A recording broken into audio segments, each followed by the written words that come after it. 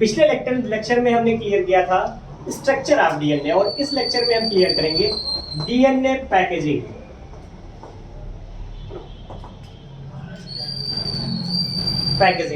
अब क्वेश्चन ही यहाँ है कि डीएनए पैकेजिंग होता क्या है। तो जब डीएनए क्या करता है, किसी भी प्रोटीन मॉलिक्यूल के साथ बाइंडिंग करता है, तो ये जो स्ट्रक्चर बनता है, वो प्रोसेस होता है, वही प्रोसेस हमारा क्या कहलाता है, डीएनए पैकेजिंग कहलाता है। डीएनए पैकेजिंग की जो प्रक्रिया होती है, ये कंपल्सरी होता है ह्यूमन बॉडी में मैमेलियन सेल के फॉर्मेशन के लिए, और यह जब भी किया जाता है किसके थ्रू किया जाता है, तो यह स्टार्टिंग होता है डीएनए के थ्रू, और इसके साथ एक कोई बेसिक प्रोटीन पाया, आपका एसिडिक प्रोटीन पाया जाएगा। अब डीएनए जो होता है किसी भी मैमेलियन सेल में, अगर हम डीएनए के लिए टोटल लेंथ किसी भी मॉलिक्यूल में, यानी किसी भी मैमेलियन सेल में टोटल लेंथ ऑफ डीएनए अगर हम सेल की चेक करें, तो यह होता है 6.6 इंटू 10⁹। अगर हम चेक करें distance between nucleotide base pair, तो यह जो हमारा होता है, यह होता है 0.34 नैनोमीटर। अब अगर हम टोटल लेंथ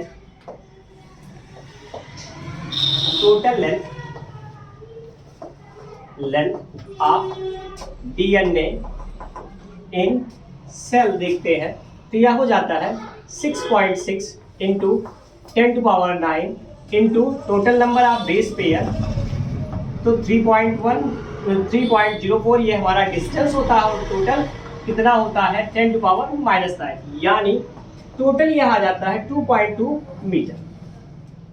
अब ये जो हमारा टोटल लेंथ बना किसी भी डीएनए सेल का, यह किसका है, यह उस डीएनए का है जो डीएनए हमारा पाया गया कहाँ, इनसाइड न्यूक्लियस।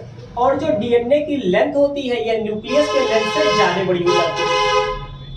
जब भी डीएनए हमारा फॉर्म होता है किसी भी पैकेजिंग की कंडीशंस में, तो इस कंडीशंस में यह क्या करता है, कंबाइंड होता है किसके साथ, तो डीएनए जो हमारा होता है ये कंबाइंड करेगा किसी पॉजिटिव आयन के साथ। क्यों? क्योंकि डीएनए हमारा निगेटिव चार्ज आयन होता है, निगेटिव चार्ज मॉलिक्यूल होता है। अब जो निगेटिव चार्ज मॉलिक्यूल है, इसे कंबाइन करने के लिए क्या चाहिए, पॉजिटिव चार्ज चाहिए, और पॉजिटिव चार्ज की कंडीशंस में ये क्या प्रेफर करता है, प्रोटीन्स प्रेफर करता है। और प्रोटीन्स में जिस प्रोटीन्स को स्पेशली डीएनए प्रेफर करता है, वह प्रोटीन हमारी होती है क्या, हिस्टोन प्रोटीन। जो हिस्टोन प्रोटीन डीएनए प्रेफर करता है, इस हिस्टोन प्रोटीन को हम कहते हैं हिस्टोन आक्टा। अब हम इसे आक्टामर क्यों कहते हैं, उसका रीजन ये है कि यह जो प्रोटीन है 8 मॉलिक्यूल्स से मिलकर बनी होती है। अब क्वेश्चन होता है कि कौन से 8 मॉलिक्यूल्स है जो हमारे हिस्टोन आक्टामर को बनाने का काम करते हैं।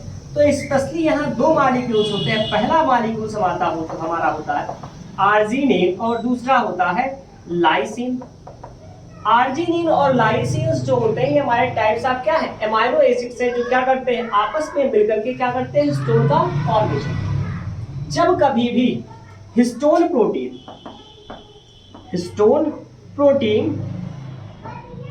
प्रोटीन किसी भी डीएनए मॉलिक्यूल के साथ कंबाइन करता है, तो इस कंडीशंस में जो स्ट्रक्चर बनता है, उस स्ट्रक्चर को हम कहते हैं न्यूक्लियोसोम।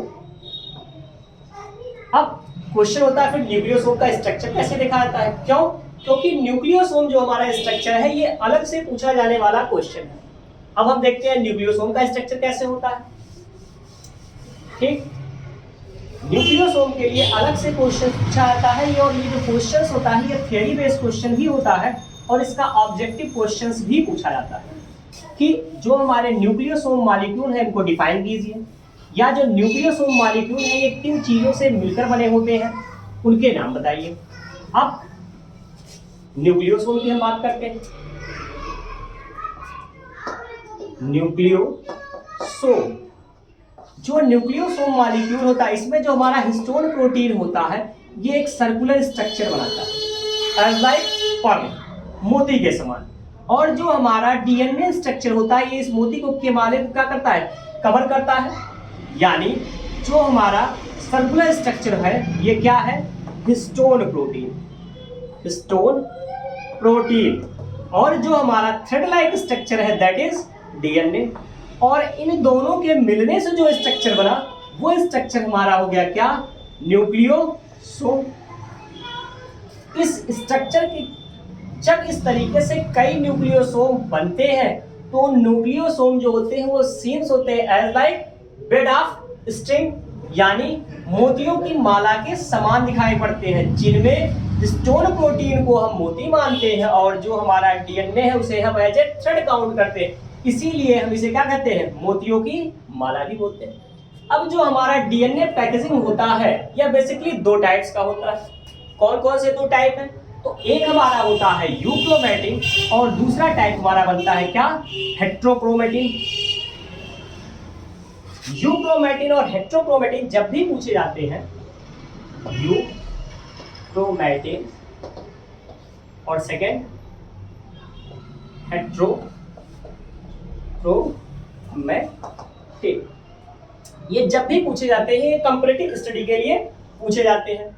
अब जो हमारा यूक्रोमैटिन होता है ये जब भी होता है ये लेस कंडेंस्ड होता है, जबकि अगर हम हेट्रोक्रोमैटिन की बात करें तो ये हाईली कंडेंस्ड होता है।